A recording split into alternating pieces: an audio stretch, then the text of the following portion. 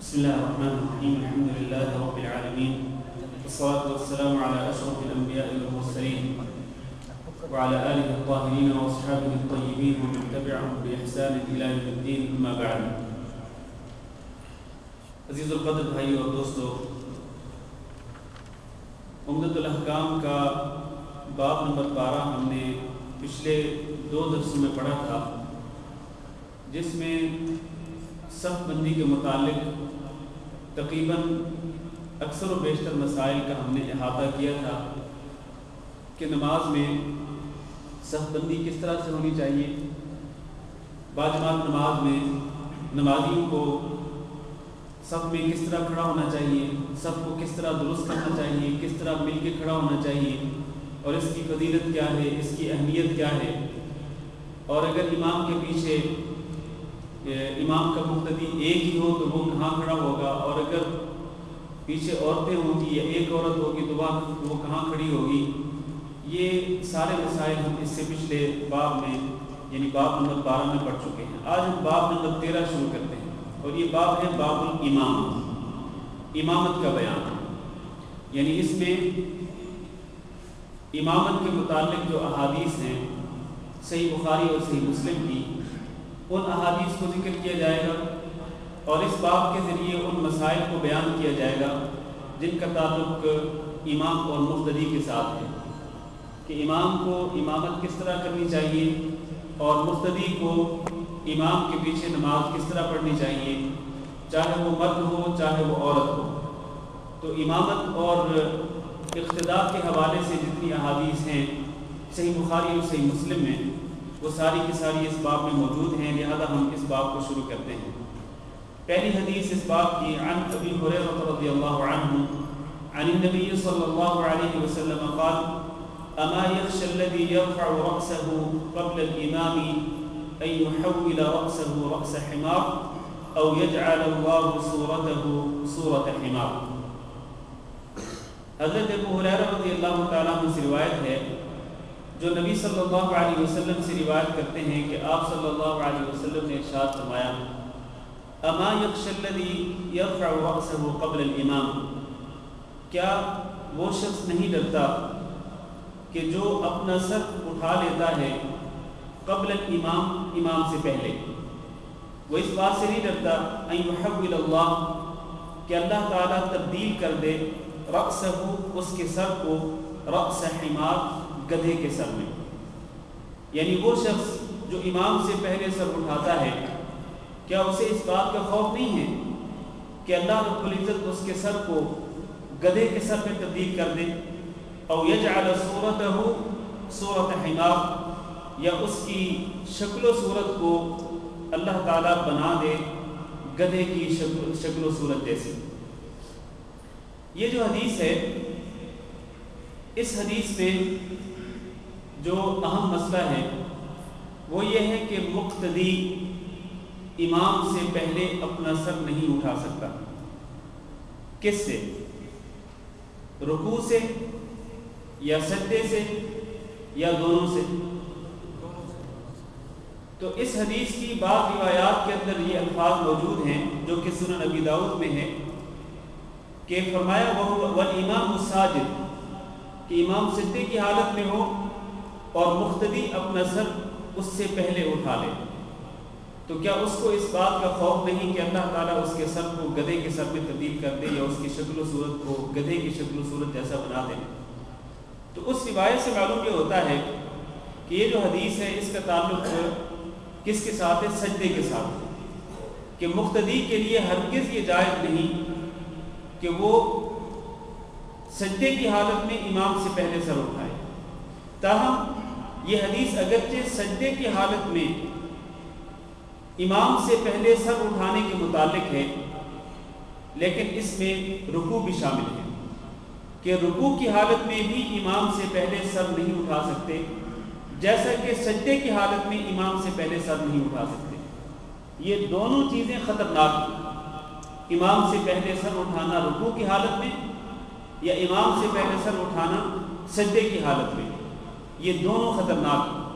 اگر کوئی شخص دیدہ دانستہ جان بوجھ کر اس طرح کرے، اس کو یہ پتہ ہو کہ امام سے پہلے سر اٹھانا حرام ہے اور امام سے پہلے سر اٹھانا جائز نہیں ہے، اور اگر سر اٹھایا جائے تو یہ بہت خطرناک ہے، اس کو پتہ ہو اس کی سنگینی کا، اس کی سختی کا اس کو علم ہو، لیکن پھر بھی وہ دیدہ دانستہ جان بوجھ کر اگر وہ اس طرح کرے گا کہ رکوع کی حالت میں امام سے پہلے سر اٹھائے یا سجدے کی حالت میں امام سے پہلے سر اٹھائے، تو بہت خطرہ ہے کہ اللہ رب العزت اس کے سر کو گدھے کے سر میں تبدیل نہ کر دے، یا اس کی شکل و صورت کو گدھے کی شکل و صورت جیسا نہ بنا دے۔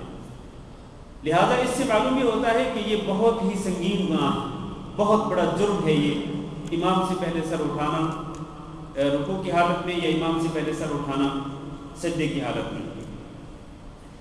ایک اور حدیث میں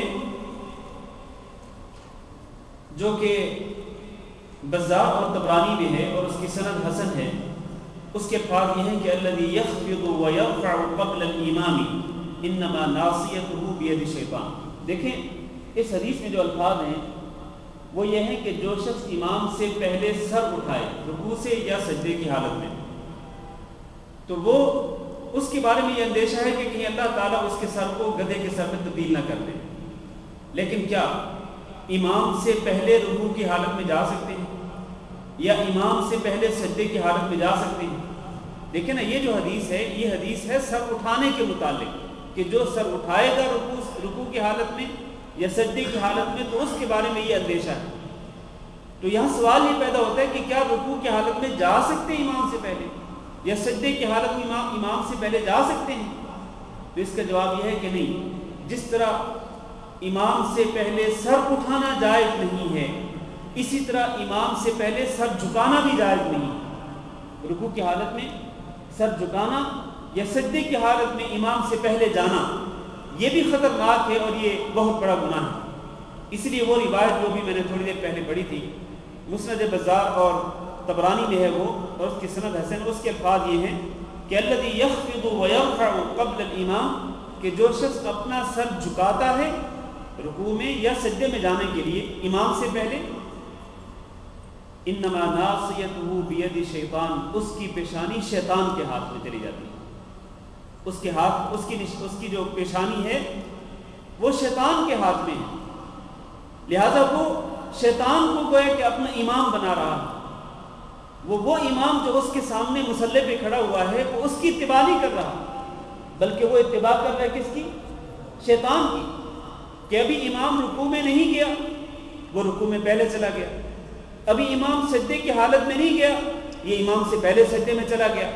اس کا مطلب یہ ہے کہ یہ اس امام کی اتباع نہیں کر رہا جو اس کے سامنے مصلی پہ کھڑا ہے، بلکہ یہ شیطان کی اتباع کر رہا ہے، شیطان کی پیروی کر رہا ہے اور اس کے پیچھے کر رہا ہے۔ اس لیے رسول اکرم صلی اللہ علیہ وسلم نے فرمایا کہ جو شخص امام سے پہلے سر جھکاتا ہے یا امام سے پہلے سر اٹھاتا ہے، یہ دونوں، سر جھکانے والا بھی اور سر اٹھانے والا بھی، یہ دونوں جو ہیں ان کی پیشانیاں شیطان کے ہاتھ میں ہیں، یعنی یہ شیطان کی پیروی کرنے والے ہوتے ہیں۔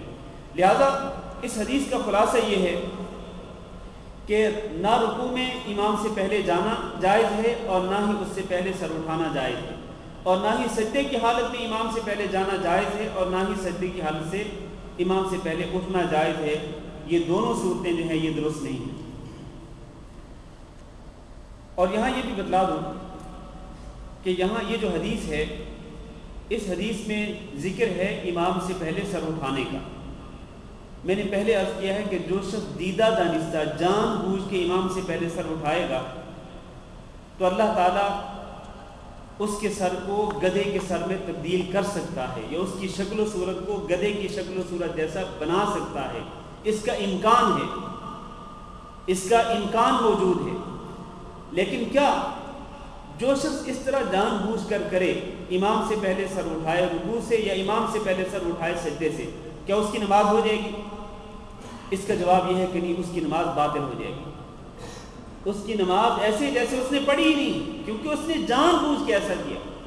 ہاں اگر کوئی شخص بھول کر امام سے پہلے سر اٹھا لے رکوع سے یا سجدے کی حالت سے، یا امام سے پہلے وہ رکوع میں چلا جائے یا امام سے پہلے وہ سجدے کی حالت میں چلا جائے، یا کوئی کام امام سے پہلے کر لے بھول کر کے یا سہو کی بنا پر، تو پھر اس کی نماز درست ہوگی اس کی نماز باطل نہیں ہوگی. باطل اس شخص کی نماز ہوگی کہ جو جان بوجھ کر دیدہ مستعمدن ارادتاً جو شخص اس طرح کرے گا کہ امام سے پہلے اس نے کوئی کام کیا، چاہے رکوع میں جانا یا رکوع سے اٹھنا یا سجدے میں جانا یا سجدے سے سر اٹھانا، ان کاموں میں سے کوئی بھی کام اگر وہ جان بوجھ کر امام سے پہلے کرے گا تو اس کی نماز باطل ہو جائے گی، ایسے جیسے اس نے نماز پڑھی ہی نہیں ہے، اس کو یہ نماز دوبارہ پڑھنی ہوگی.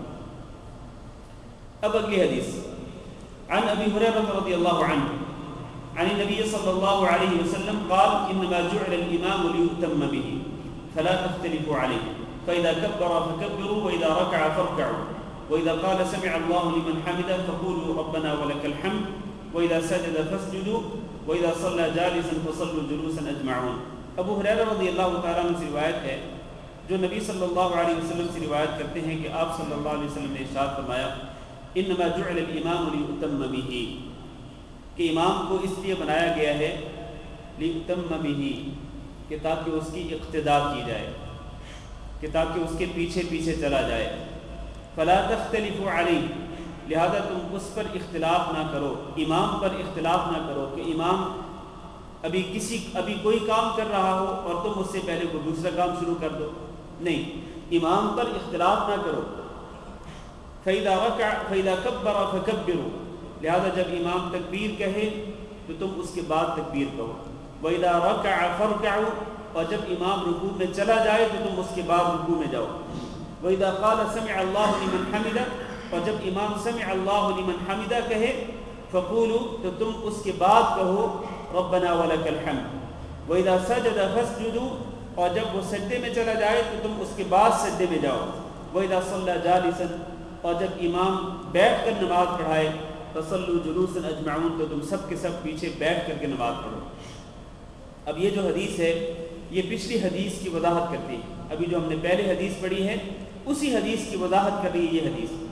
اور اس حدیث سے یہ معلوم ہوتا ہے کہ امام کو کس لیے بنایا گیا ہے لِيُؤْتَمَّ بِهِ کہ اس کی اقتداء کی جائے، اس کے پیچھے پیچھے چلا جائے. دیکھیں امام کے ساتھ مقتدی کی 3 صورتیں ہیں. امام کے ساتھ مقتدی کی کتنی صورتیں ہیں؟ 3 صورتیں ہیں. ایک صورت یہ ہے کہ بالکل امام کے ساتھ ساتھ چلیں، بالکل امام کے ساتھ ساتھ، بالکل برابری کی بنیاد پر. جیسے ہی وہ اللہ اکبر کہے آپ فوراً اس کے ساتھ اللہ اکبر کہیں. جیسے ہی وہ رکوع کے لیے اپنی پیٹھ کو اپنی کمر کو جھکائے آپ اس کے ساتھ ساتھ فوراً ہی کمر جھکا دیں. جیسے ہی وہ سجدے میں گرنے کے لیے نیچے کو جھکے تو آپ فوراً اس کے ساتھ نیچے کو جھکیں. جیسے ہی وہ سر اٹھانے لگے تو آپ اس کے ساتھ ہی سر اٹھائیں. یہ ہے مساوات کہ آپ اس کے ساتھ ساتھ وہی کام کریں جو امام کرے، اس کے ساتھ ساتھ برابری کی بنیاد پر. ایک ہی حالت ہے. اور دوسری حالت یہ ہے کہ آپ امام سے پہلے کوئی کام کریں، کہ آپ امام سے پہلے کوئی کام کریں. ابھی امام رکوع میں جانے کے لیے ابھی نہیں جھکے تھے کہ آپ پہلے اپنی کمر کو جھکا لیں. ابھی امام نے اپنا سر نہیں اٹھایا تھا کہ آپ پہلے سر اٹھا لیں. ابھی امام سجدے میں جانے کے لیے نہیں جھکے تھے کہ آپ پہلے جھک جائیں اور سجدے میں چلے جائیں. تو یہ دوسری صورت ہے اس سے پہلے کوئی کام کرنا. پہلی صورت کیا تھی؟ اس کے ساتھ ساتھ برابری کی بنیاد پر کوئی کام کرنا. اور دوسری جو صورت میں نے ابھی بیان کی ہے وہ ہے اس سے پہلے کوئی کام کرنا. تو اور تیسری صورت کیا ہے؟ تیسری صورت یہ ہے کہ آپ اس کے پیچھے پیچھے کام کریں، کہ امام تکبیر کہے آپ اس کے بعد اللہ اکبر کہیں. امام رکوع میں چلا جائے آپ اس کے بعد رکوع میں جائیں، یعنی وہ جب رکوع میں چلا جائے تو آپ اس کے بعد اپنی کمر کو جھکائیں اور رکوع میں جائیں. امام اپنی کمر کو اپنے سر کو اٹھا کر سیدھا کھڑا ہو جائے آپ پھر اس کے بعد سر اٹھا کے کھڑے ہوں. امام سجدے کے لیے اپنی پیشانی کو زمین پہ جھکا دیں آپ اس کے بعد سجدے کے لیے نیچے کو جائیں. تو یہ 3 صورتیں ہیں. یہ تینوں صورتیں واضح ہیں کہ بالکل برابر یا اس سے پہلے یا اس کے بعد. یہ 3 صورتیں ہیں. ان 3 صورتوں میں سے 2 صورتیں ناجائز ہیں اور 1 صورت جائز ہے. ان 3 صورتوں میں سے 2 صورتیں ناجائز اور 1 صورت جائز ہے. 2 صورتیں جو ناجائز وہ کون سی ہیں جی؟ پہلی 2 صورتیں وہ دونوں ناجائز ہیں. نہ آپ امام کے ساتھ ساتھ چل سکتے ہیں برابری کی بنیاد پر اور نہ امام سے سبقت لے جا سکتے ہیں، امام سے آگے بھی نہیں بڑھ سکتے ہیں. تو آخری جو تیسری صورت ہے وہی جائز ہے اور وہ کیا ہے کہ آپ امام کے پیچھے پیچھے چلیں. امام کی اقتداء کریں، امام کی اتباع کریں، اس کی پیروی کریں۔ یہی حدیث کا معنی ہے کہ انما جعل الامام لیؤتم بہ، کہ امام کو اس لیے بنایا گیا ہے کہ اس کی اقتداء کی جائے، اس کی اتباع کی جائے، اس کے پیچھے پیچھے چلا جائے۔ تاہم اس کا یہ معنی بھی نہیں ہے کہ جب امام رکوع کر کے فارغ ہو جائے تو آپ اس کے بعد رکوع کریں، جب امام پہلا سجدہ کر کے بیٹھ جائے تو آپ اس کے بعد سجدہ کریں، جب امام دوسرا سجدہ کر کے فارغ ہو جائے تو آپ اس کے بعد دوسرے سجدے کے لیے جائیں۔ یہ معنی ہرگز نہیں ہے۔ معنی کیا ہے؟ معنی یہ کہ آپ اس کے پیچھے پیچھے چلیں، جب وہ کام کسی کام کو وہ شروع کرے تو آپ اس کے بعد وہ کام شروع کریں، نہ اس سے پہلے نہ اس کے ساتھ، بلکہ اس کے پیچھے آپ کو وہ کام کرنا ہوگا۔ اور یہ جو عمل ہے، یہ جو حکم ہے کہ آپ امام کے پیچھے پیچھے چلیں، یہ کس چیز کے متعلق ہے؟ یہ ظاہری اعمال کے متعلق ہے۔ مثلا اللہ اکبر کہنا ہے، مثلا رکوع میں جانا ہے، رکوع سے سر اٹھانا ہے، سجدے میں جانا ہے، سجدے سے سر اٹھانا ہے، تشہد سے اٹھنا ہے، تشہد میں بیٹھنا ہے، سلام پھیرنا ہے، یہ سارے نماز کے ظاہری اعمال اور افعال ہیں۔ ان ظاہری اعمال اور افعال میں امام سے پہلے کوئی بھی کام نہیں کر سکتے ہیں، ان تمام کاموں کو امام کے پیچھے پیچھے کرنا ہوگا۔ تاہم وہ باطنی اعمال جو ہوتے ہیں، وہ چیزیں جن کا تعلق آپ کے دل کے ساتھ ہے، ان میں آپ امام سے پہلے بھی کوئی کام کر سکتے ہیں۔ مثلا آپ سری نماز میں کھڑے ہیں، ظہر کی نماز ہے یا عصر کی نماز ہے، سری نماز ہے، اب آپ سورۃ فاتحہ پڑھتے ہیں۔ ظاہر ہے کہ امام کے پیچھے سورۃ فاتحہ پڑھنا فرض ہے، سورۃ فاتحہ پڑھتے ہیں، اس سے پہلے آپ ثنا پڑھتے ہیں یا دعائے استفتاح پڑھتے ہیں، اس کے بعد سورۃ فاتحہ، اس کے بعد کوئی اور سورت پڑھتے ہیں۔ اگر آپ اس قرات میں، سری قرات میں امام سے سبقت لے جاتے ہیں، مثلا آپ نے سورۃ فاتحہ پہلے ختم کر لی، ابھی امام صاحب کی سورۃ فاتحہ ختم نہیں ہوئی تھی، تو اس میں کوئی حرج نہیں ہے۔ جو باطنی اعمال ہیں، جو ظاہری نہیں بلکہ باطنی اعمال ہیں، باطنی اعمال، اسی طرح رکوع میں آپ تسبیح پڑھ رہے ہیں، آپ نے 3 مرتبہ تسبیحات پہلے پڑھ لی، امام صاحب کی 3 مرتبہ تسبیحات بعد میں مکمل ہوئی۔ امام صاحب جب رکوع سے کھڑے ہوئے تو انہوں نے کہا سمع اللہ لمن حمدہ، آپ نے کہا ربنا ولک الحمد حمدا کثیرا طیبا مبارکا فی، آپ نے یہ پہلے ختم کر لی یہ دعا، امام نے یہ دعا بعد میں ختم کی، یہ باطنی عمل ہے یہ۔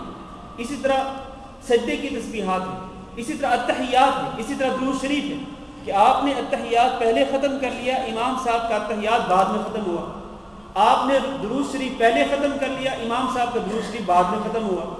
تو یہ جتنے بھی باطنی اعمال ہیں، ان باطنی اعمال میں امام سے سبقت لے جانے میں کوئی حرج نہیں ہے۔ حرج ہے، اگر حرج ہے تو وہ کس چیز میں ہے؟ وہ صرف اور صرف ظاہری اعمال میں ہے۔ ظاہری اعمال جو ہیں ان میں آپ کے لیے لازم ہے، جب آپ امام کے پیچھے ہیں تو پھر آپ امام کے پیچھے پیچھے چلیں، اس کی اتباع کریں، اس کی پیروی کریں، اس سے سبقت لے جانا جائز نہیں ہے۔ ہاں جی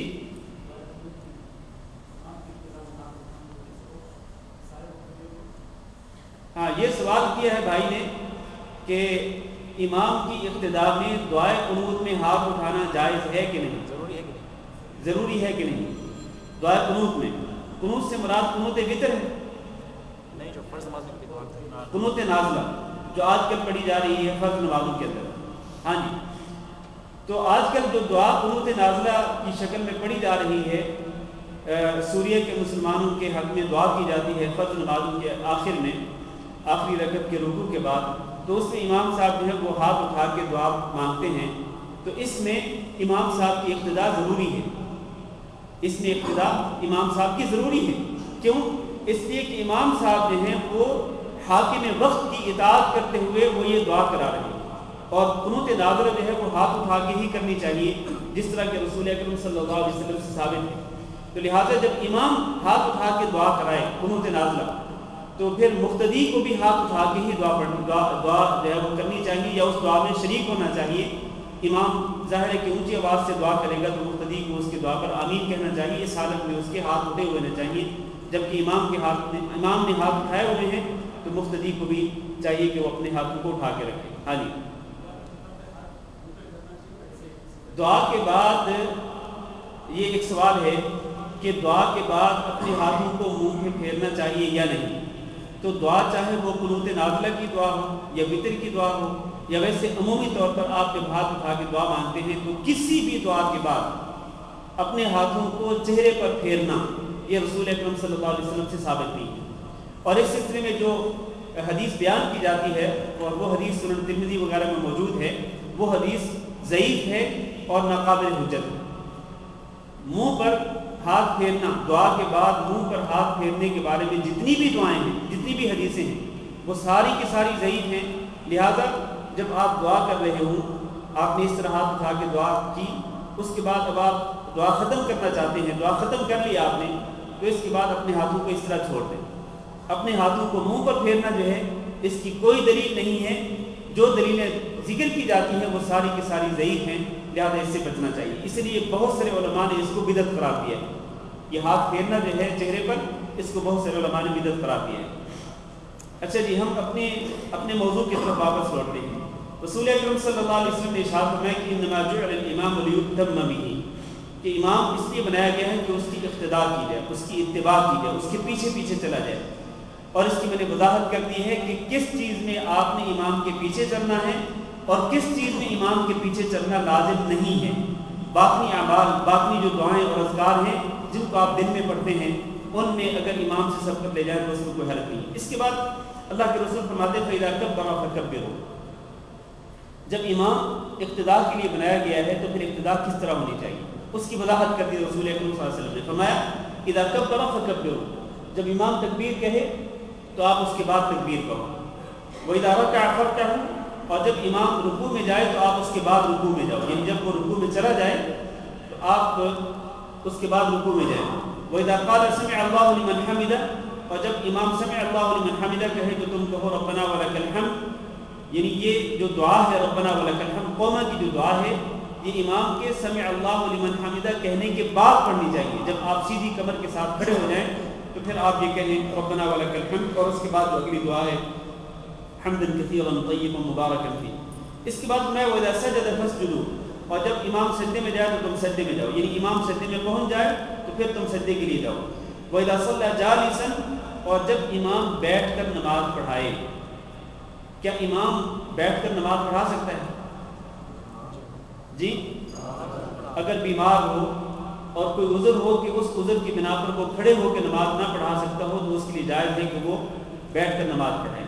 لیکن یہ کون سا امام ہے؟ یہ وہ امام ہے کہ جو کسی مسجد کا مستقل امام ہو. کسی مسجد کا مستقل امام جو ہے اگر وہ بیمار ہو اور وہ کھڑا ہو کے نماز نہ پڑھا سکتا ہو تو اس کے لیے جائز ہے کہ وہ بیٹھ کے نماز پڑھا سکتا ہے. اور اس حالت میں مقتدیوں کے لیے لازم ہے کہ وہ اس کے پیچھے بیٹھ کر نماز پڑھیں، کھڑے ہو کر نہیں بلکہ اس کے پیچھے بیٹھ کر نماز پڑھیں. یہی معنی ہے اس حدیث کا وَإِذَا صَلَّى جَالِسًا، جب امام کھڑے ہو کے نماز پڑھائے فَصَلُّوا جُلُوسًا أَجْمَعُونَ، تو پھر تم سب کے سب اس کے پیچھے بیٹھ کے نماز پڑھائے امام، تو تم سب کے سب اس کے پیچھے بیٹھ کے نماز پڑھو. تو لہٰذا جب امام عذر کی بنا پر بیٹھ کر کے نماز پڑھائے تو مقتدیوں کے لیے لازم ہے کہ وہ اس کے پیچھے بیٹھ کر کے نماز پڑھیں. اس کے بعد اگلی حدیث وعن عائشة رضی اللہ عنہ قالت صلى رسول اللہ صلی اللہ علیہ وسلم في بيته وهو شاكر فصلى جالسا وصلى وراءه قوم قياما فأشار إليهم أن اجلسوا فلما انصرف قال إنما جعل الإمام ليؤتم به فإذا ركع فاركعوا وإذا رفع فارفعوا وإذا قال سمع الله لمن حمده فقولوا ربنا ولك الحمد وإذا صلى جالسا فصلوا جلوسا أجمعون. یہ حدیث بھی بالکل پچھلی حدیث کی طرح ہی ہے. دونوں حدیثیں ایک ہی معنی دے رہی ہیں، مترادف ہیں. حضرت عائشہ رضی اللہ تعالیٰ عنہ روایت کرتی ہیں کہ صلی رسول اللہ صلی اللہ علیہ وسلم فی بیتی، کہ رسول اکرم صلی اللہ علیہ وسلم نے نماز پڑھائی فی بیتی ہی، جب آپ اپنے گھر میں تھے. وہ شاکن، اور آپ بیمار تھے. معنی یہ کہ آپ اپنے حجرے میں تھے، آپ مسجد میں تشریف نہیں لا سکتے تھے، تو آپ نے نماز پڑھانا شروع کر دیا. کہاں پر؟ جب آپ اپنے حجرے میں تھے، اپنے گھر میں تھے، کہ وہیں پر آپ نے نماز پڑھانا شروع کر دیا. فصلى جالسا، تو آپ صلی اللہ علیہ وسلم نے نماز پڑھائی بیٹھ کر، کیونکہ آپ بیمار تھے تو بیماری کی وجہ سے آپ نے بیٹھ کر نماز پڑھائی. وصلى وراءه قوم قياما، اور آپ کے پیچھے جن لوگوں نے نماز پڑھی انہوں نے نماز پڑھی کھڑے ہو کر. تو جب اس طرح نبی صلی اللہ علیہ وسلم کو محسوس ہوا کہ آپ بیٹھے ہوئے ہیں، بیماری کی بنا پر اور آپ بیٹھ کر نماز پڑھا رہے ہیں اور آپ کو پتہ چلا کہ آپ کے پیچھے جو مقتدی ہیں وہ بیٹھ کر کے کھڑے ہو کر کے نماز پڑھ رہے ہیں، تو آپ نے یہاں پر مقتدیوں کی اس غلطی کی تصحیح کس طرح سے کی؟ فَأَشَارَ إِلَيْهِمْ، آپ نے اپنے ہاتھ کے ساتھ اشارہ کیا، أَنِ اجْلِسُوا، کہ تم بیٹھ جاؤ۔ زبان سے نہیں کہا آپ نے، بلکہ ہاتھ کے اشارے کے ساتھ آپ نے ان کو کہا کہ تم بیٹھ جاؤ۔ اس سے یہ ثابت ہوتا ہے کہ اگر امام اس طرح مقتدیوں کو کوئی غلطی کرتے ہوئے دیکھ لے، اگر کسی کو اس طرح پتہ چل جائے کہ مقتدی کسی غلطی کا ارتکاب کر رہے ہیں، تو اشارے کے ساتھ اس کی تصحیح کر سکتے ہیں۔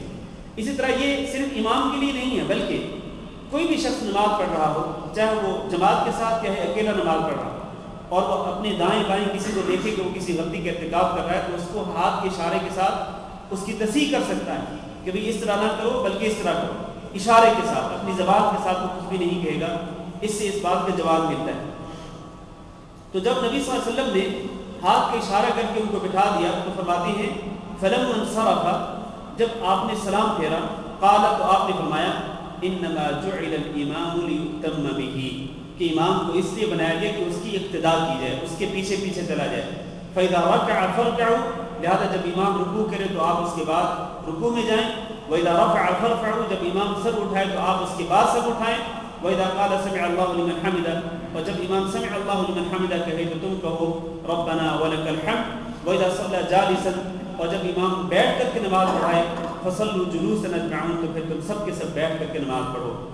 یہاں ایک مسئلہ اس کی وضاحت کر دوں، وہ یہ ہے کہ اس حدیث کے الفاظ یہ ہیں کہ، اور اسی طرح پچھلی حدیث کے بھی، کہ جب امام سمع اللہ لمن حمدہ کہے تو تم کیا کہو؟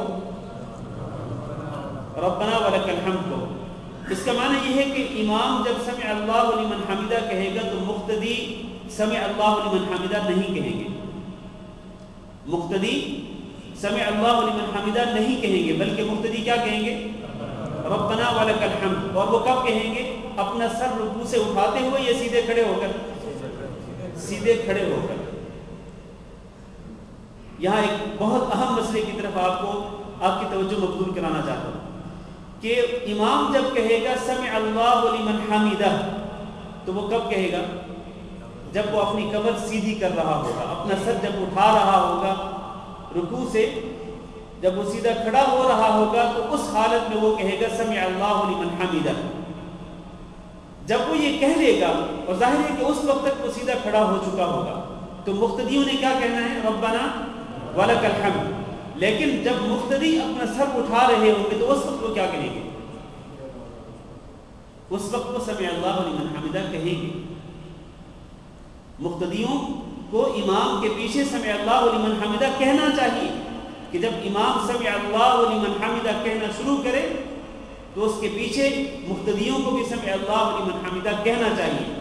لیکن جب مقتدی بھی امام کی طرح سیدھے کھڑے ہو جائیں تو امام بھی کہے گا ربنا ولک الحمد، اس کے ساتھ یا اس کے پیچھے مقتدیوں کو بھی کیا کہنا ہوگا؟ ربنا ولک الحمد۔ یہاں اس مسئلے کی وضاحت کرتا ہوں کہ اس مسئلے میں کہ کیا مقتدی جو ہے اس کو سمع اللہ لمن حمدہ کہنا چاہیے یا نہیں کہنا چاہیے، اس مسئلے میں اختلاف ہے۔ بعض حضرات یہ کہتے ہیں کہ مقتدیوں کو سمع اللہ لمن حمدہ نہیں کہنا چاہیے، ان کی دلیل یہی حدیث ہے۔ وہ یہ کہتے ہیں کہ رسول اکرم صلی اللہ علیہ وسلم نے یہ ارشاد فرمایا ہے کہ جب امام سمع اللہ لمن حمدہ کہے تو تم کہو ربنا ولک الحمد۔ یہ اس بات کی دلیل ہے کہ مقتدی سمع اللہ لمن حمدہ نہیں کہیں گے۔ یہ ان کی دلیل ہے جو اس بات کے قائل ہیں کہ مقتدیوں کو سمع اللہ لمن حمدہ نہیں کہنا چاہیے۔ لیکن جو دوسرا مسلک ہے اس مسئلے میں وہ یہ ہے کہ امام کے ساتھ مقتدی کو بھی سمع اللہ لمن حمدہ کہنا چاہیے، وہ مسلک زیادہ صحیح ہے۔ اور اس کی دلیل کیا ہے؟ اس کی دلیل یہ ہے کہ امام کو کس لیے بنایا گیا ہے؟ کہ اس کی اقتداء کی جائے، اس کی پیروی کی جائے۔ لہذا جب امام تکبیر کہے گا تو مقتدی تکبیر کہیں گے، اسی طرح امام جب سمع اللہ لمن حمدہ کہے گا تو مقتدی بھی امام کی اقتداء کرتے ہوئے سمع اللہ لمن حمدہ کہیں گے جب وہ رکوع کی حالت سے اپنا سر اٹھا رہے ہوں گے۔ لیکن جب وہ سیدھے کھڑے ہو جائیں گے تو اس حالت میں نبی صلی اللہ علیہ وسلم کا حکم یہ ہے کہ مقتدی ربنا ولک الحمد حمدا کثیرا طیبا مبارکا فیہ کہیں۔ اس کی ایک اور دلیل اس سے بھی زیادہ واضح وہ یہ ہے کہ حدیث میں یہ الفاظ ہیں اور وہ حدیث آگے آئے گی کہ اذا قال الامام غیر المغضوب علیہم ولا الضالین فقولوا آمین، کہ جب امام کہے غیر المغضوب علیہم ولا الضالین تو تم کیا کہو؟ آمین۔ کیا اس کا مطلب یہ ہے کہ جب امام یوں کہے گا تو آپ نے غیر المغضوب علیہم ولا الضالین نہیں پڑھنا؟ کیا کہتے ہیں آپ؟ کیا اس حدیث کا یہ مفہوم ہے کہ جب امام غیر المغضوب علیہم ولا الضالین پڑھے گا تو پھر آپ نے یعنی مقتدیوں نے غیر المغضوب علیہم ولا الضالین نہیں پڑھنا بلکہ انہوں نے صرف آمین ہی کہنا؟ کیا اس حدیث کا یہ مفہوم ہے؟ جبکہ رسول اکرم صلی اللہ علیہ وسلم کے یہ بھی ارشاد ہے کہ لا صلاۃ لمن لم یقرأ بفاتحۃ الکتاب، اس شخص کی نماز نہیں ہوتی جو سورۃ فاتحہ نہیں پڑھتا ہے، اور اس میں وہ مقتدی بھی شامل ہے۔ تو اللہ کے رسول صلی اللہ علیہ وسلم ایک حدیث میں تو سورۃ فاتحہ کا پڑھنا فرض قرار دے رہے ہیں، اور دوسری حدیث میں آپ یہ فرما رہے ہیں کہ جب امام غیر المغضوب علیہم ولا الضالین کہے تو تم صرف آمین ہی کہو، وہ نہ کہو غیر المغضوب علیہم ولا الضالین۔ تو نہیں، یہ مفہوم نہیں ہے، بلکہ اس کا معنی یہ ہے کہ جب امام غیر المغضوب علیہم ولا الضالین کہے تو آپ بھی اس کے ساتھ ساتھ غیر المغضوب علیہم ولا الضالین کہو، اور اس کے بعد جب امام آمین کہے تو تم بھی اس کے پیچھے آمین کہو۔ تو خلاصہ یہ ہے کہ رکوع سے سر اٹھاتے ہوئے جب امام سمع اللہ لمن حمدہ کہے گا تو اس کے پیچھے مقتدیوں کو بھی سمع اللہ لمن حمدہ کہنا چاہیے، مقتدیوں کو بھی سمع اللہ لمن حمدہ کہنا چاہیے۔ اس کے بعد جب سر اٹھا کے کھڑے ہوں تو پھر ان کو کہنا چاہیے ربنا ولک الحمد، اور وہ اگلی دعا بھی پوری کرنی چاہیے رب حمدا کثیرا طیبا مبارکا فیہ۔ اس سے اگلی حدیث عن عبد الله بن يزيد الخطمي الأنصاري رضي الله عنه قال حدثني البراء وهو غير كذوب قال كان رسول الله صلى الله عليه وسلم إذا قال سمع الله لمن حمده لم يحني أحد منا ظهره حتى يقع رسول الله صلى الله عليه وسلم ساجدا ثم نقع سجودا بعده۔ عبداللہ بن یزید الخطمی الانصاری رضی اللہ تعالیٰ عنہ بیان کرتے ہیں کہ مجھے حدیث بیان کی البراء جو کہ غیر کذوب، جو کہ جھوٹے نہیں تھے بلکہ سچ بولتے تھے، انہوں نے مجھے حدیث بیان کی کہ کان رسول اللہ، کہ جب رسول اکرم صلی اللہ علیہ وسلم یہ کہتے تھے سمع اللہ لمن حمدہ تو لم یحنی احد منا ظہرہ، تو ہم میں سے کوئی بھی شخص اپنی پیٹھ کو نہیں جھکاتا تھا حتی یقع رسول اللہ صلی اللہ علیہ وسلم ساجدا، یہاں تک کہ آپ صلی اللہ علیہ وسلم سجدے کی حالت میں چلے جاتے۔ ثم نقع سجودا بعدہ، پھر ہم آپ صلی اللہ علیہ وسلم کے بعد سجدے کی حالت میں جاتے تھے۔ دیکھیں یہ جو حدیث ہے یہ اس بات کو واضح کر رہی ہے کہ جب امام قومے سے سجدے کی حالت میں جائے گا تو مقتدی اس کے ساتھ ساتھ سجدے کی حالت میں نہیں جائیں گے، بلکہ جب امام سجدے کی حالت میں چلا جائے گا اور اپنی پیشانی کو وہ زمین پر رکھ دے گا تو پھر جیسے ہی وہ اس طرح سجدے کی حالت میں چلا جائے گا تو مقتدی اس کے پیچھے سجدے کی حالت میں جائیں گے۔ یہی بات بیان کر رہے ہیں صحابی کہ ہم میں سے کوئی بھی شخص اپنی پشت کو، اپنی پیٹھ کو قومے سے سجدے کی حالت کی طرف نہیں جھکاتا تھا جب تک کہ ہم میں سے ہر شخص یہ نہ دیکھ لیتا کہ رسول اکرم صلی اللہ علیہ وسلم سجدے کے لیے جا چکے ہیں۔ جب آپ اپنی پیشانی کو زمین پر رکھ لیتے تھے تو اس کے بعد ہم میں سے ہر شخص اپنی پشت کو جھکاتا تھا، اپنی پیٹھ کو جھکاتا تھا، اپنی کمر کو جھکاتا تھا سجدے میں جانے کے لیے۔ لہذا اس طرح امام کے پیچھے اقتداء کرنی چاہیے، اس کی اتباع کرنی چاہیے، اس کی پیروی کرنی چاہیے۔ امام کے ساتھ ساتھ سجدے کی حالت میں جانا بھی درست نہیں ہے، اور امام سے پہلے بھی سجدے کی حالت میں جانا درست نہیں ہے، بلکہ درست یہ ہے کہ امام جب قومے سے سجدے کی حالت میں چلا جائے تو پھر آپ اس کے پیچھے اپنی کمر کو جھکائیں اور سجدے کی حالت میں جائیں، یہی بات درست ہے۔ اسی طرح رسول اکرم صلی اللہ علیہ وسلم کے صحابہ کرام کرتے ہیں۔ اگلی حدیث عن ابی ہریرہ رضی اللہ عنہ ان رسول اللہ صلی اللہ علیہ وسلم قال اذا امن الامام فامنوا فانه من وافق تامینه تامین الملائکہ غفر له ما تقدم من ذنبه۔ ابو ہریرہ رضی اللہ تعالیٰ عنہ سے روایت ہے کہ رسول اکرم صلی اللہ علیہ وسلم نے ارشاد فرمایا اذا امن الامام فامنوا، جب امام آمین کہے تو تم آمین کہو، کیونکہ جس کا آمین کہنا فرشتوں کے آمین کہنے کے ساتھ موافق ہو جائے غفر له ما تقدم من ذنبه، تو اس کے پچھلے گناہوں کو معاف کر دیا جاتا ہے۔ اس حدیث میں دو مسائل ہیں۔ ایک تو یہ ہے کہ امام جب آمین کہے گا، جب آمین کہنا شروع کرے گا تو اس کے ساتھ یا اس کے پیچھے آمین کہنا آپ شروع کریں گے، یعنی مقتدی جو ہیں وہ امام کی آمین کے ساتھ آمین کہیں گے۔ جب امام آمین کہنا شروع کرے گا تو مقتدی آمین کہنا شروع کریں گے۔ یہ نہیں کہ جب امام کہے غیر المغضوب علیہم ولا الضالین تو پیچھے جو ہے مقتدی وہ سارے کے سارے آمین کہنا شروع کر دیں، یہ غلط ہے۔ جب تک امام غیر المغضوب علیہم ولا الضالین کہنے کے بعد ظاہر ہے کہ اس نے کچھ لمحات کے لیے، کچھ سیکنڈز کے لیے اس نے سانس لینا ہے، اس کے بعد جب وہ آمین کہنا شروع کرے گا تو اس کے ساتھ ہی مقتدیوں کو آمین کہنا چاہیے۔ اور اس کی فضیلت کیا ہے؟ اس کی فضیلت یہ ہے کہ جب امام آمین کہنا شروع کرتا ہے تو اس کے ساتھ ہی فرشتے بھی آمین کہنا شروع کر دیتے ہیں، فرشتے بھی آمین کہنا شروع کر دیتے ہیں۔ اور ادھر جب مقتدی بھی آمین کہنا شروع کریں گے امام کے ساتھ، اور ادھر مقتدی ادھر جو فرشتے ہیں وہ بھی آمین کہنا شروع کریں گے، تو آپ نے فرمایا کہ جس کا آمین فرشتوں کی آمین کے ساتھ، جس کی آمین فرشتوں کی آمین کے ساتھ موافقت کر جائے گی، یعنی بالکل عین اس وقت وہ آمین کہے گا جس وقت فرشتے آمین کہیں گے، تو اس سے فضیلت اس کو کیا حاصل ہوگی؟ غفر له ما تقدم من ذنبه، اس کے پچھلے تمام گناہوں کو معاف کر دیا جائے گا۔ یہ بہت بڑی فضیلت ہے میرے عزیز بھائی، اس لیے امام سے پہلے آمین کہنے میں سبقت لے جانا درست نہیں ہے، بلکہ ایک حدیث میں تو رسول اکرم صلی اللہ علیہ وسلم نے واضح الفاظ میں فرمایا لا تسبقونی بآمین، کہ تم مجھ سے آمین کہنے میں سبقت نہ لے جاؤ، لہذا آمین کہنے میں سبقت لے جانا ممنوع ہے، رسول اکرم صلی اللہ علیہ وسلم نے اس سے منع فرمایا۔ تو امام سے پہلے آمین کہنا شروع نہیں کرنا چاہیے، بلکہ جب امام آمین کہنا شروع کرے تو اس کے ساتھ ہی آمین کہنی چاہیے، کیونکہ فرشتے بھی امام کی آمین کے ساتھ ہی آمین کہتے ہیں۔ تو اس طرح مقتدیوں کی، امام کی، فرشتوں کی آمین جب ایک ساتھ ہوگی تو مقتدی جو امام کے ساتھ آمین کہیں گے تو اللہ رب العزت ان کی اس آمین کی وجہ سے ان کے گناہوں کو معاف کر دے گا۔ ہاں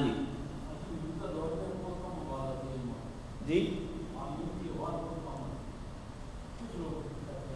مقتدی امام صاحب جو ہیں ان کو بھی آمین اونچی آواز سے کہنی چاہیے، جیسے ہی وہ غیر المغضوب علیہم ولا الضالین پڑھ کے فارغ ہوں تو اس کے ساتھ ہی ان کو بھی آمین کہنی چاہیے، اونچی آواز کے ساتھ، جہری نمازوں میں اونچی آواز کے ساتھ آمین کہنے چاہیے۔ تو جب وہ آمین کہنا شروع کرے تو اس کے ساتھ ہی مقتدیوں کو آمین کہنا شروع کرنا چاہیے۔ لیکن اگر مقتدیوں کو پتہ ہو کہ امام صاحب تو اونچی آواز سے آمین ہی نہیں کہتے ہیں، بعض ائمہ ہوتے ہیں، آپ کی بات درست ہے کہ بعض ائمہ جو ہیں وہ اونچی آواز سے آمین نہیں کہتے، تو پھر کیا کیا جائے؟ پھر انتظار کیا جائے کہ جب تک امام صاحب آمین کہنا شروع نہ کریں اس وقت تک آپ بھی آمین نہ کہیں، جبکہ آپ کو پتہ ہے کہ اونچی آواز سے آمین کہتے ہی نہیں، تو پھر کیا کریں؟ پھر کچھ لمحات کے لیے انتظار کرنے کے بعد، کچھ لمحات، کچھ سیکنڈز کے لیے انتظار کرنے کے بعد پھر آپ آمین کہنا شروع کر دیں، آمین کہیں آپ۔ لیکن فوری بات غیر المغضوب علیہم ولا الضالین جیسے امام ختم کرے تو اس کے ساتھ ہی آمین کہنا یہ درست نہیں ہے، کچھ سیکنڈز کے لیے آپ کو انتظار کرنا چاہیے اور اس کے بعد پھر آمین کہیں۔ اگر امام آمین کہے تو ٹھیک ہے، اگر امام آمین نہیں کہتا تو کم از کم آپ کو آمین اونچی آواز سے پڑھنا چاہیے۔ اور یہاں یہ بات بھی عرض کر دوں کہ جہری نمازوں میں آمین اونچی آواز سے ہی کہنا چاہیے، امام کو بھی اور مقتدیوں کو بھی، کیونکہ ابو داؤد میں یہ حدیث موجود ہے کہ رسول اکرم صلی اللہ علیہ وسلم کے پیچھے آپ کے صحابہ کرام اس قدر اونچی آواز کے ساتھ آمین کہتے تھے کہ مسجد آمین کی آواز کے ساتھ گونج اٹھتی تھی، لہذا آمین۔ اور یہ بھی حدیث میں موجود ہے کہ آپ صلی اللہ علیہ وسلم اور آپ کے صحابہ کرام آمین لمبی کرتے تھے، آمین، اپنی آواز کو کھینچ کر لمبی آواز کے ساتھ آمین کہتے تھے، لہذا اس طرح آمین کہنی چاہیے۔ لیکن اس کا مطلب یہ بھی نہیں میرے بھائیوں، بعض ہمارے دوستوں نے، بعض ہمارے جو مشائخ ہیں ان سے ہم نے یہ الفاظ سنے کہ آمین بالجہر تو کہیں لیکن آمین بالشر نہ کہیں، آمین بالجہر ضرور کہیں اونچی آواز کے ساتھ، لیکن آمین بالشر نہ کہیں کہ بہت ہی چیخو پکار کرتے ہو، بہت ہی بلند آواز کے ساتھ آمین کہیں، یہ بھی درست نہیں ہے۔ آمین کہتے ہوئے اپنی آواز ضرور بلند کریں، لیکن حد سے زیادہ اپنی آواز کو بلند نہیں کرنا چاہیے. اگر آپ حد سے زیادہ آواز کو بلند کریں گے تو وہ شر میں داخل ہو جائے گی وہ آواز, وہ خیر کی آواز نہیں ہے. لہٰذا اعتدال کی راہ کو اپنانا چاہیے. ہم نے پچھلا خطبہ جمعہ جو ہے وہ غلو کے متعلق دیا تھا, اور یہاں بھی ہم نے بات کی تھی کہ شرعی جو احکام ہیں ان کو ان کی حدود تک رکھنا چاہیے. شرعی احکام کو ان کی حدود تک رکھنا چاہیے اور حدود سے آگے تجاوز نہیں کرنا چاہیے. غلو کرنا جو ہے یہ درست نہیں ہے.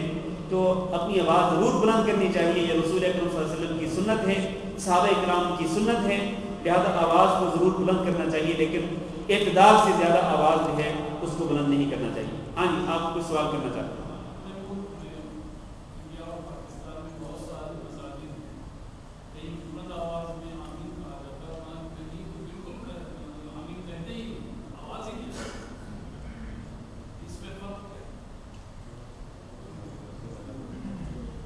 دیکھیں, جو لوگ آمین بالکل نہیں کہتے وہ تو سراسر غلط کرتے ہیں. یہ جو حدیث ہے بالکل واضح ہے کہ جب امام کہے, یہ اس سے آگے جو حدیث آ رہی ہے کہ اذا قال الامام غیر المغضوب علیہم ولا الضالین فقولوا آمین. حدیث بالکل واضح ہے کہ جب امام غیر المغضوب علیہم ولا الضالین کہے تو آپ آمین کہیں.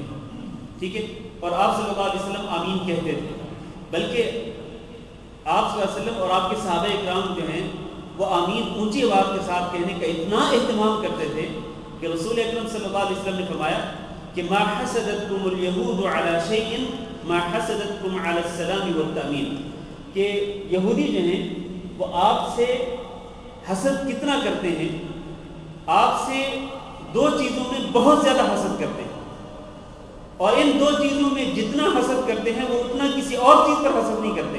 وہ دو چیزیں کیا ہیں؟ السلام والتأمین. ایک تو سلام کہنا, السلام علیکم ورحمۃ اللہ, یا السلام علیکم ورحمۃ اللہ وبرکاتہ. ملاقات کے وقت السلام علیکم کہنا, یا السلام علیکم ورحمۃ اللہ, یا السلام علیکم ورحمۃ اللہ وبرکاتہ کہنا. اس پر یہودیوں کو بڑی چڑ آتی ہے, بہت حسد کرتے ہیں. وہ حسد کی آگ میں جل کر راکھ ہو جاتے ہیں کہ مسلمان جو ہیں وہ ایک دوسرے کو سلامتی کی دعائیں دیتے ہیں. ایک تو سلام کہنے پر یہودی جو ہیں وہ مسلمانوں سے حسد کرتے ہیں. دوسرا التأمین, آمین کہنے میں. جب مسلمان اونچی آواز سے آمین کہتے ہیں تو یہودیوں کی بری حالت ہو جاتی ہے, حسد کی آگ میں وہ جل کر راکھ ہو جاتے ہیں. تو میرے بھائیوں, صحابہ کرام نبی کریم صلی اللہ علیہ وسلم کے پیچھے آمین کہنے میں اس قدر وہ اہتمام کرتے تھے, تو پھر ہمیں یعنی عام مسلمانوں کو بھی اسی قدر اس کا اہتمام کرنا چاہیے اور اونچی آواز کے ساتھ آمین کہنا چاہیے, تاکہ یہودیوں کا چڑ آئے, یہودی ہم سے حسد کریں. لیکن ان مسلمان بھائیوں کا کیا کہنا کہ جو بالکل ہی آمین نہیں کہتے ہیں, جس طرح کہ آپ نے بھی سوال کیا ہے, جو لوگ بالکل ہی آمین نہیں کہتے ہیں وہ سراسر غلط کرتے ہیں. ہاں, وہ لوگ جو کہ امام کے پیچھے آمین پست آواز میں, آہستہ آواز میں کہتے ہیں, وہ پھر بھی کسی حد تک بہتر ہیں ان لوگوں سے کہ جو بالکل ہی آمین نہیں کہتے. ٹھیک ہے نا. لیکن میرے بھائیوں, میں نے ابھی بیان کیا ہے کہ رسول اکرم صلی اللہ علیہ وسلم کی سنت مبارکہ اور آپ صلی اللہ علیہ وسلم کے پیچھے آپ کے صحابہ اکرام کا جو طرز عمل تھا وہ اونچی آواز کے ساتھ آمین کہنا تھا, جہری نمازوں میں. لہٰذا آپ صلی اللہ علیہ وسلم کی سنت مبارکہ کی اتباع کرتے ہوئے اور صحابہ اکرام کے طرز عمل پر چلتے ہوئے مقتدیوں کو جہری نمازوں میں امام کے پیچھے آمین جو ہے وہ اونچی آواز کے ساتھ کہنا چاہیے, جیسے کہ احادیث سے ثابت ہے. واللہ اعلم. کسی اور بھائی کا کوئی سوال ہو تو کر سکتے ہیں. ہاں جی. ہمارے بھائی جو بہت سارے ایسے ہیں جو کہتے ہیں فاتحہ نہ پڑھی جائے صاحب کے پیچھے, وہ افضل ترین. تو ایسے بھی ہمارے بھائی. اور دوسری بات یہ ہے کہ کچھ ہمارے بھائی ایسے ہیں جو اہتمام سے 2 نفل پڑھتے ہیں بیٹھ کے, اس کے بارے میں یہ 2 سوال کیے ہیں. ان 2 سوالوں میں سے جو پہلا سوال ہے وہ یہ ہے کہ بعض لوگ یہ سمجھتے ہیں کہ امام کے پیچھے سورۃ فاتحہ پڑھنا جو ہے وہ لازم نہیں ہے, امام جب سورۃ فاتحہ پڑھ لیتا ہے تو وہی کافی ہے. میں اس مسئلے پر کچھ مزید کہنا نہیں چاہتا ہوں کیونکہ آگے حدیثیں آ رہی ہیں سورۃ فاتحہ کے متعلق, آگے حدیثیں آ رہی ہیں. تو جب وہ حدیثیں پڑھیں گے تو انشاءاللہ اس مسئلے کی کھول کر کے ہم وضاحت کریں گے کہ امام کے پیچھے سورۃ فاتحہ پڑھنا جو ہے وہ کس حد تک لازم ہے. انشاءاللہ اس کی مزید وضاحت آگے کریں گے. جہاں تک آپ کے دوسرے سوال کا تعلق ہے, اور وہ کیا تھا؟ ہاں, کئی لوگ جو ہے وہ بیٹھ کر نفل نماز پڑھتے ہیں اور اس کو فرض نماز کا حصہ تصور کرتے ہیں. مثال کے طور پر مغرب کی نماز کے بعد 2 سنتیں پڑھتے ہیں کھڑے ہو کر، اور اس کے بعد پھر بیٹھ کر کے 2 نفل پڑھتے ہیں۔ اسی طرح عشاء کی نماز کے بعد 2 سنتیں پڑھتے ہیں کھڑے ہو کر، پھر 2 نفل بیٹھ کر پڑھتے ہیں۔ اس کے بعد 3 وتر پڑھتے ہیں اور پھر بیٹھ کر کے 3 وتروں کے بعد پھر بیٹھ کر 2 نفل پڑھتے ہیں۔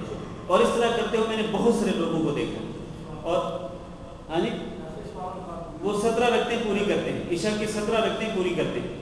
تو میرے بھائیوں، یہ جو کیفیت ہے یہ رسول اکرم صلی اللہ علیہ وسلم سے ہرگز ثابت نہیں، اور نہ ہی آپ صلی اللہ علیہ وسلم کے صحابہ کرام سے ثابت ہے، لہٰذا اس طرح بالکل نہیں کرنا چاہیے۔ اور آپ کو ایک واقعہ میں نے پہلے بھی کئی لوگوں کو سنایا تھا کہ ایک مرتبہ ہم حج کے موقع پر تھے، تو ہم عرفات سے مزدلفہ میں پہنچے، تو ابھی مزدلفہ میں ہم لوگ نماز پڑھ کے فارغ ہی ہوئے تھے، کیونکہ مزدلفہ میں پہنچ کر مغرب اور عشاء کی نمازوں کو جمع کرنا پڑتا ہے۔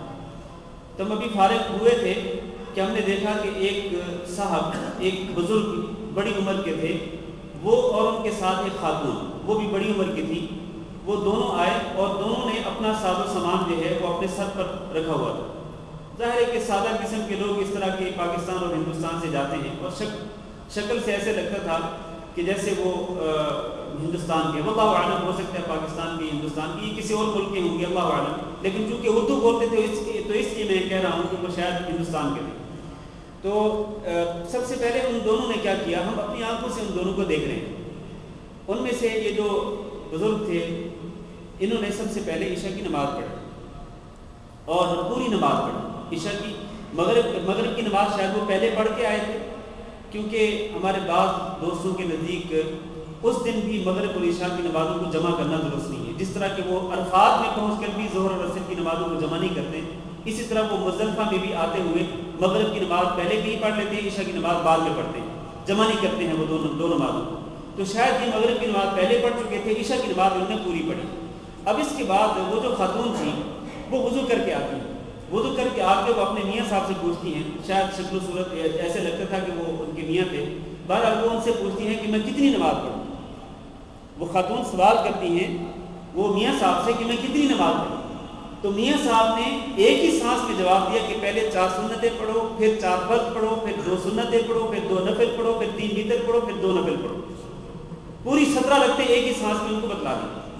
اب وہ خاتون بیچاری پڑھنے لگی، 4 سنتیں، پھر 4 فرض، پھر 2 سنتیں، پھر 2 نفل، پھر 3 وتر، پھر 2 نفل۔